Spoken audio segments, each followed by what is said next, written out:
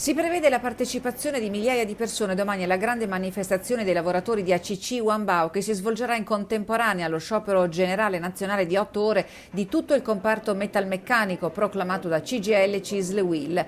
Le adesioni sono numerose, dalla politica alla Chiesa, con i vescovi delle diocesi di Belluno, Feltre e di Vittorio Veneto.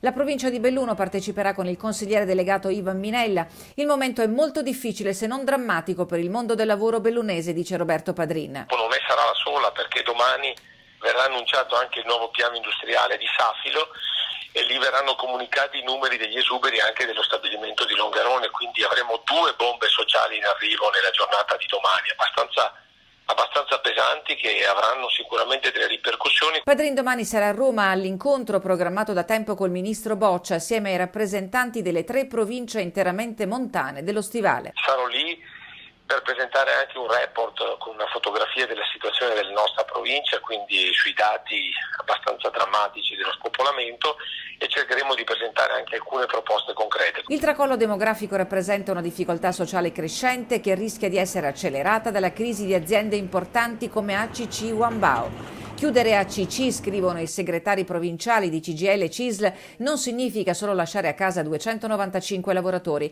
Si rischia l'impasse della fornitura verso altri stabilimenti, Electrolux, ID Susegana in primis. Tutto questo mentre gli stessi proprietari cinesi di Wanbao hanno messo gli occhi sui porti veneti su cui veicolare le loro esportazioni.